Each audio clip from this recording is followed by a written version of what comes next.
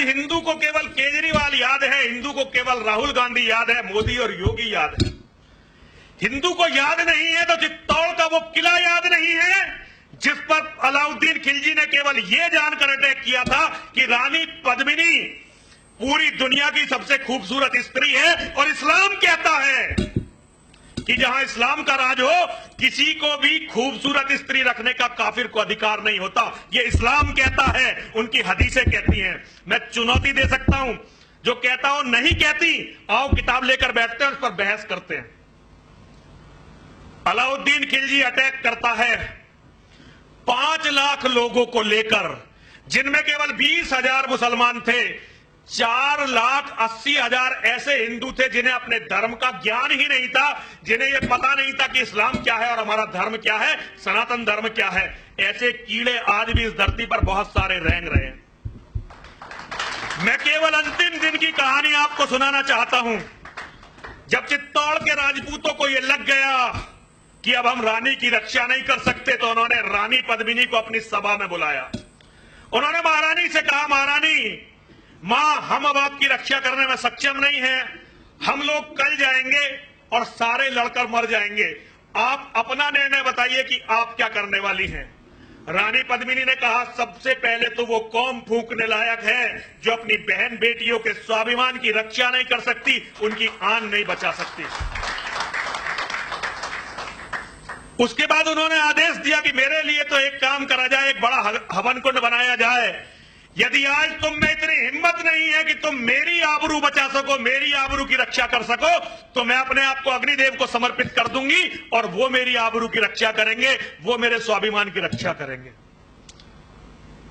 कुंड था बहुत बड़ा, 40 फुट गहरा और बहुत बड़े क्षेत्र में फैला हुआ कुंड था। उस कुंड में एक बहुत बड़ा हवन कुंड, जिसे आप लोग चिता भी कहते हैं, अज्ञानी चिता कहते हैं, मैं उसे हवन कुंड कहता हूं, वो तैयार की गई। सारी दुनिया जानती है कि जब रानी पद्मिनी उस चिता की तरफ, उस हवन कुंड की तरफ गई, तो किसी को उसमें तिल्ली दिखाने की जरूरत नहीं पड़ी, माचिस दिखाने की, आग दिखाने की जरूरत नहीं पड़ी। सती का इतना तेज था कि अग्निदेव स्वयं प्रकट हुए। रानी पद्मिनी उस चिता में चली गई। उनके जाने के बाद नंबर आया उन औरतों का जो बूढ़ी थी। सारी बूढ़ी औरतें उस चिता में चली गईं। बूढ़ी औरतों के बाद जवान औरतों का नंबर आया, जो विधवा हो चुकी थी, वो उस चिता में चली गईं।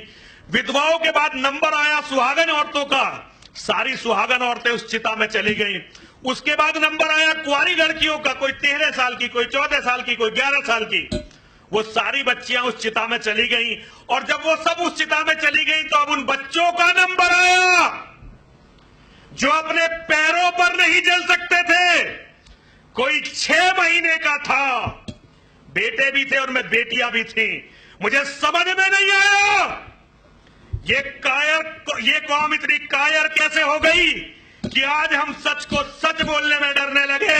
लेकिन सत्य तो ये है कि इस देश में एक बार नहीं, 2 बार नहीं, 3 बार नहीं, हजारों बार ऐसा हुआ जब पिताओं ने, भाइयों ने, दादाओं ने, चाचाओं ने, ताऊओं ने अपने बच्चों को अपने हाथ से चिता में फेंका।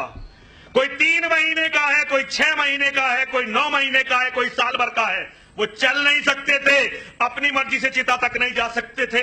उन सबको चिता में फेंका गया और उन्हें चिता में फेंकने के बाद सारे राजपूत इकट्ठे हुए। मेरी अपनी भी एक बेटी है, शुभम बेटा। मैं कभी कभी कल्पना करता हूं, मुझे कभी पता चलता मेरी बेटी को चोट लग गई। मैं बहुत कम मिलता हूं अपनी बेटी से, लेकिन जब मुझे पता चलता है मेरी बेटी के कहीं चोट लग गई, तो मुझे ऐसा लगता है जैसे किसी ने मेरे दिल को पकड़कर निचोड़ दिया हो।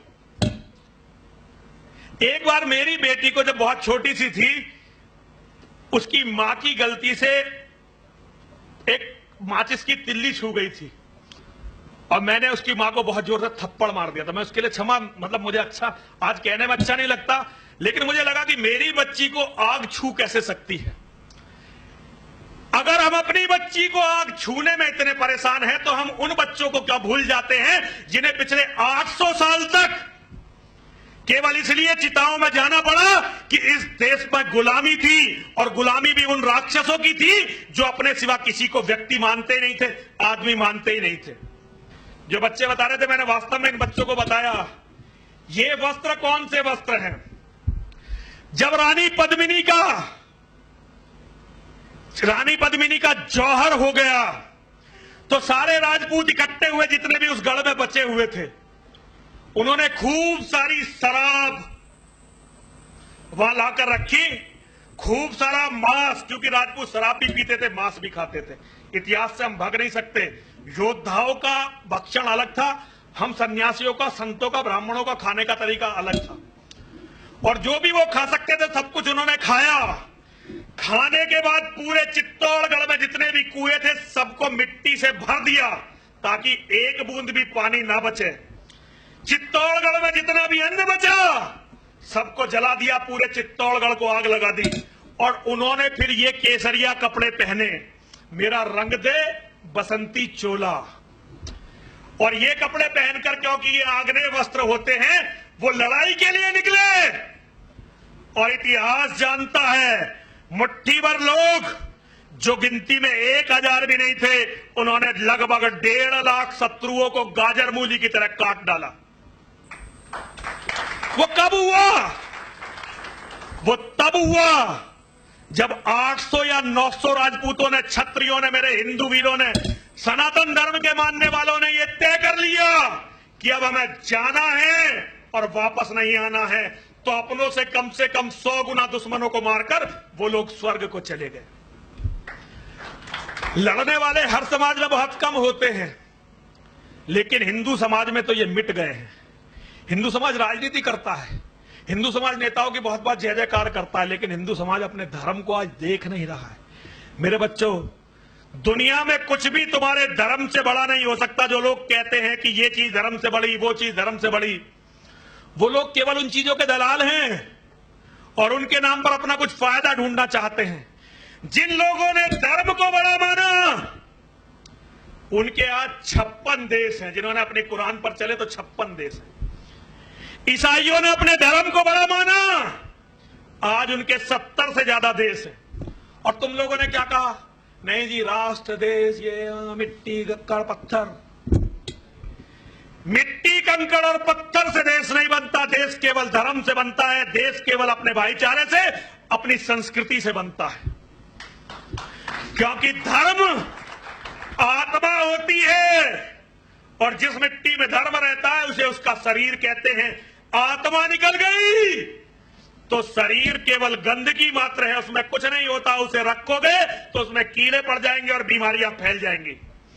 मेरे बच्चों, धर्म को बचाओ। और एक अंतिम बात,